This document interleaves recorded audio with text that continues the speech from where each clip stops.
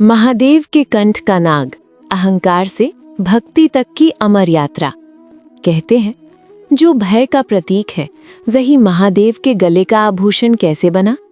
जिस नाग को देखकर देवता भी कांप उठते हैं, वही नाग भोलेनाथ के कंठ में शांति से कैसे विराजमान है।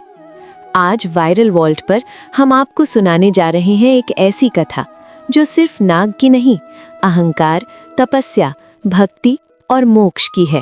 प्राचीन काल में नागलोक था, जहां नागों का राजा था वासुकी। वासुकी शक्तिशाली था, तेजस्वी था, पर उसके भीतर एक दोष था, अहंकार।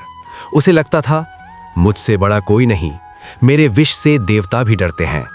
नागलोक में उसकी पूजा होती थी, पर भीतर ही भीतर वो स्वयं को ईश्वर मान बैठा। वासुकी ने अपना भयंकर विष फैलाया, वो विष जो संसार को जला सकता था, पर महादेव ने आंखें भी नहीं खोली। वासुकी चकित था, उसका अहंकार डगमगाने लगा। महादेव बोले, हे नागराज, विष से नहीं विवेक से महान बना जाता है।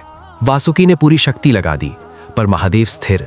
तभी पहली बार वासुकी को एहसास हुआ, मैं शक्तिशाली हूं, पर यह योगी अनंत है।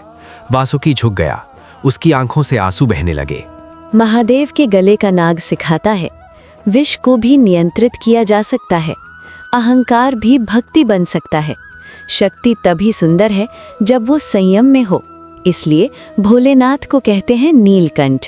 एक दिन वासुकी ने सुना, कैलाश में कोई योगी है जो स्वयं को संहारक और सृजनकर्ता कहता है। वासुकी क्रोधित हुआ। उसने सोचा, अगर कोई मुझसे बड़ा है तो मैं उसे चुनौती दूंगा। वो कैलाश की ओर बढ़ा। कैलाश पर्वत, जहां महादेव ध्यान में लीन थे। ना भय, वासुकी बोला, प्रभु, मैंने शक्ति को ही सब कुछ समझा, पर आप तो शांति हैं।